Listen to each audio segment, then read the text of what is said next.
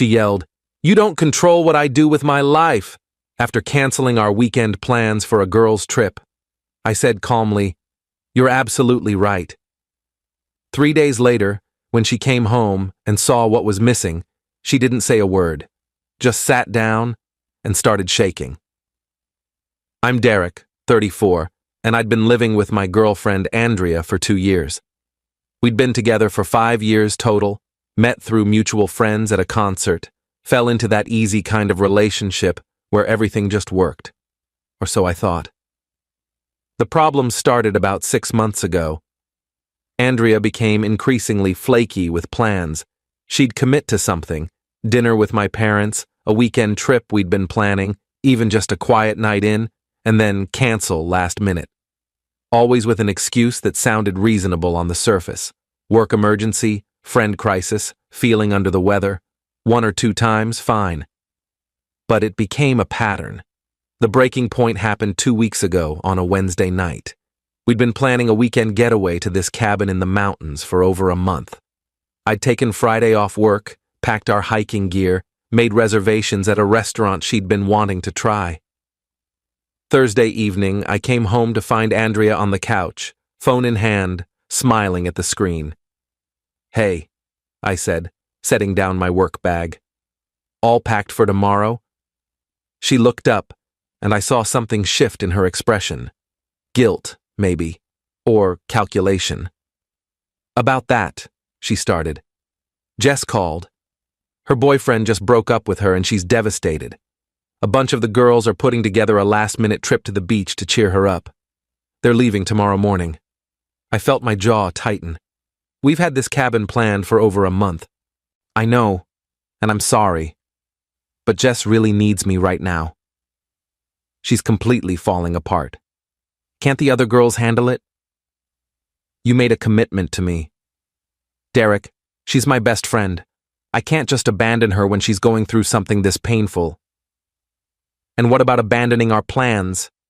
This is the 3rd time this month you've canceled on me." She stood up, phone still in her hand. "I'm not canceling on you. I'm being there for a friend who needs me. There's a difference." "Is there?" "Because from where I'm standing, it feels like everyone else's needs come before our relationship. That's not fair. I'm allowed to have friendships. I'm allowed to be there for people who need me. I'm not saying you can't have friendships. I'm saying I'm tired of being the fallback option, the thing you fit in when nothing better comes up." Her face flushed red. "Nothing better? Are you serious right now? My best friend is heartbroken and you're making this about you?" "I'm making this about the pattern, Andrea, about how I plan things and you cancel them, about how I'm starting to feel like I don't matter to you anymore." "Oh my God, you're so controlling." She threw her hands up. "You don't control what I do with my life." I looked at her for a long moment. She was breathing hard, face still flushed, holding her phone like it was a shield. And I realized something in that moment. I was done fighting. "You're absolutely right," I said calmly. "I don't control what you do with your life." She seemed surprised by my sudden shift in tone. "So, you understand why I need to go?" "I understand perfectly. Have a good trip." I walked into the bedroom and closed the door. I heard her moving around the apartment for a bit, heard the front door open and close around 9. She texted me later. "Staying at Jess's place tonight. We're leaving early tomorrow. I'll be back Monday evening. Love you." I didn't respond. That night, I did something I'm not proud of, but also don't regret. I went through Andrea's laptop while she was gone. I'd never done it before. Always trusted her, always believed in privacy. But something about her reaction, about the way she'd been so quick to yell and deflect, made my gut twist. I found her messages with Jess easily enough. They used the laptop messaging app. And there, in plain text, was the truth I'd been trying not to see. There was no breakup. Jess's boyfriend was fine. The beach trip was real, but it had been planned for 3 weeks. Andrea had known about it when we booked the cabin. She'd just been trying to figure out how to get out of our trip without looking like the bad guy. But that wasn't the worst part. The worst part was the other messages. Messages with someone named Tyler. Flirty messages that went back months. Nothing explicitly physical, but the emotional affair was obvious.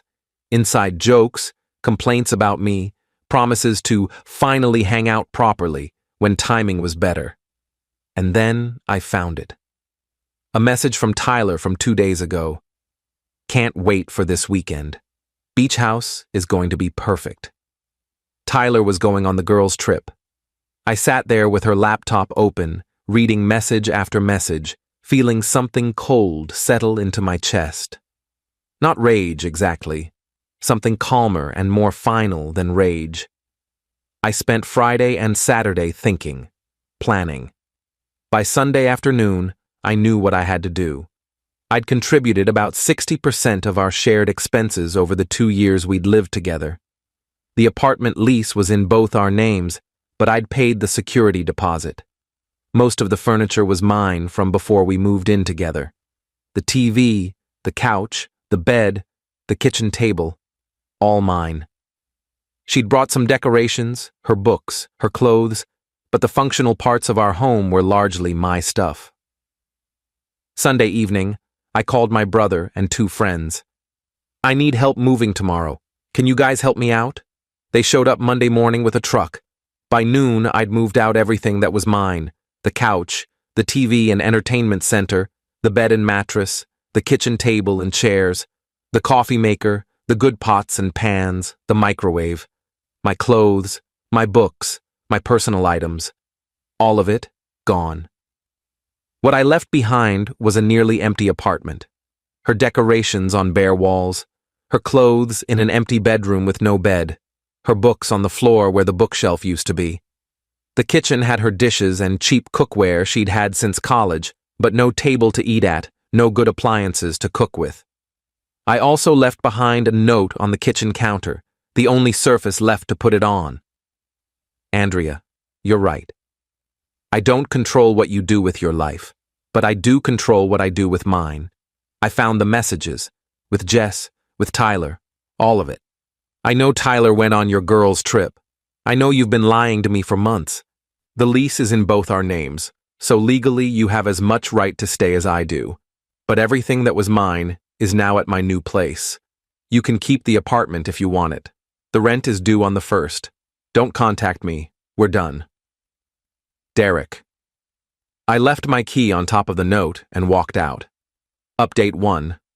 I spent Monday afternoon and evening settling into my new apartment, a smaller place across town that I'd found and put a deposit on over the weekend. My brother helped me set everything up. Around 7 p.m., my phone started buzzing. 17 missed calls from Andrea, 12 text messages that progressively went from confused to angry to panicked. Where is everything? Derek, what the hell? Did you break in and take our stuff? This is insane. You can't just take everything. Please call me. We need to talk. I can explain about Tyler. It's not what you think. Please, Derek, I'm freaking out. Where am I supposed to sleep? There's no bed. This is crazy. I'm calling the police. I blocked her number. She tried calling from other numbers. Friends' phones, I assumed. I blocked those too. She showed up at my new place around 9 p.m. I'd anticipated this and hadn't told her the address, but she must have gotten it from my brother or one of my friends somehow. I didn't answer the door, just listened to her knock and call my name for 20 minutes before she finally left. My brother called me around 10. Andrea's been calling me. She's losing it, man. Says you stole all her furniture. It's my furniture. I bought it. I took it. I know, but damn. She's saying she has nowhere to sleep. She has an apartment. She can buy a bed, like an adult. Fair enough. Just wanted to give you a heads up that she's going scorched earth. Calling everyone we know, telling them you abandoned her without warning. Let her talk. Anyone who matters will hear my side. Tuesday morning, I got a call from our former landlord. Derek, I've got Andrea here saying you removed all the furniture from the apartment. Is this a situation I need to be concerned about? Everything I removed was mine. I paid for it before we moved in together. She has no legal claim to any of it. But I'm off the lease as of today. I'm emailing you formal notice right now. She's saying she can't afford the rent on her own. That's not my problem anymore. She has 30 days to figure it out, same as any tenant. I sent the formal notice, copied Andrea on it. The lease had a clause allowing either party to terminate with 30 days' notice as long as rent was paid through the notice period. I paid my half of the next month's rent. What Andrea did after that was up to her. Tuesday afternoon, Jess called me. I'd forgotten to block her number. Derek, you need to calm down and talk to Andrea. You can't just destroy her life like this over a misunderstanding. Misunderstanding? She's been emotionally cheating on me for months. She lied about the trip. Tyler was there with you, wasn't he?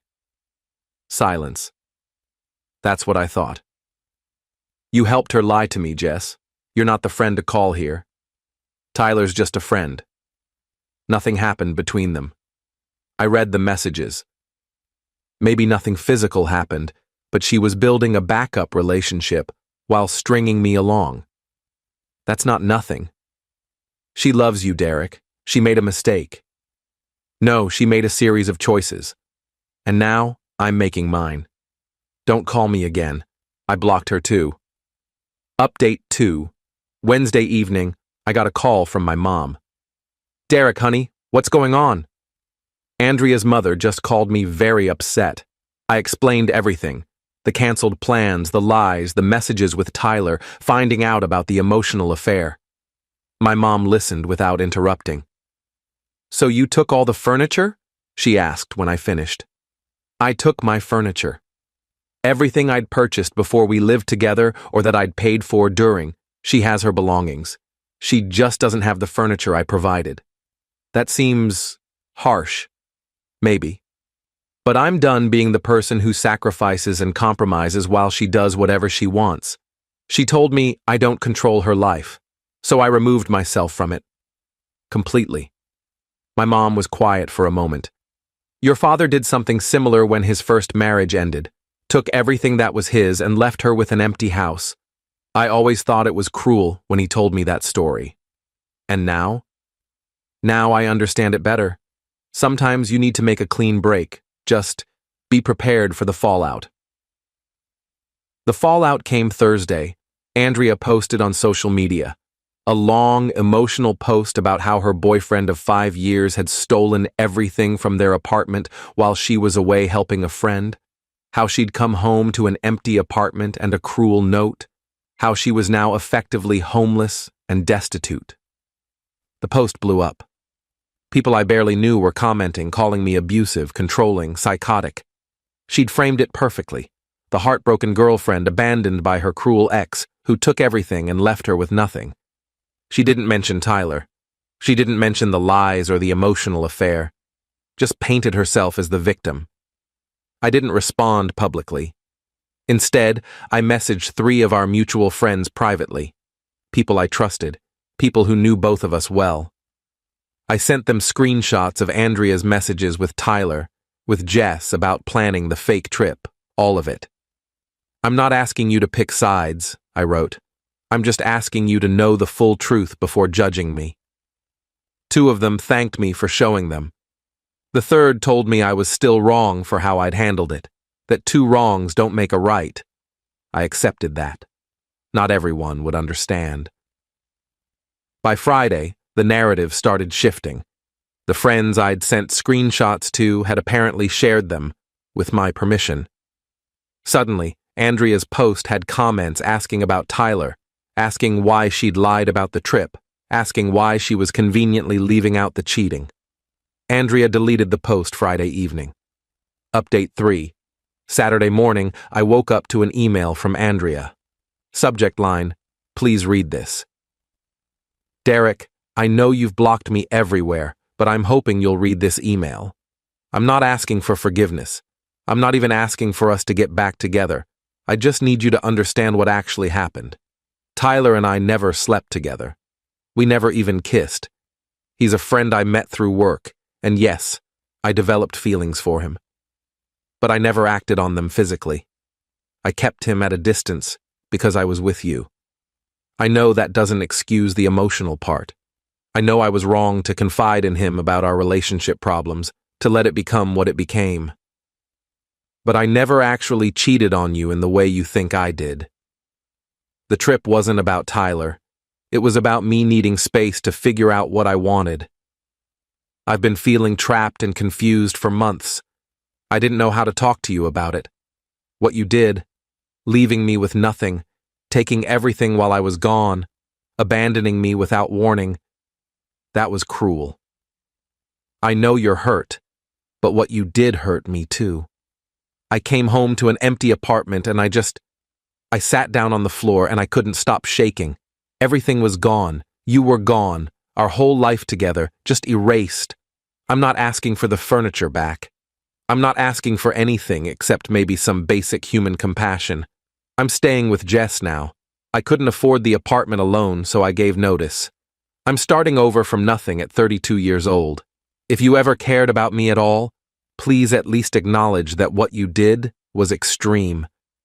Please give me that much. Andrea. I read it 3 times, felt the guilt try to creep in, felt the part of me that had loved her for 5 years want to respond, want to apologize, want to make it better. Then I closed the email and deleted it. Because here's what she still didn't get. I didn't do what I did to hurt her. I did it to free myself. Every piece of furniture I took, every item I removed, it wasn't revenge. It was reclaiming my life. She wanted space to figure out what she wanted? Fine. Now she has all the space in the world, and I have mine. Final update. It's been 6 weeks now. I've settled into my new place, made it feel like home.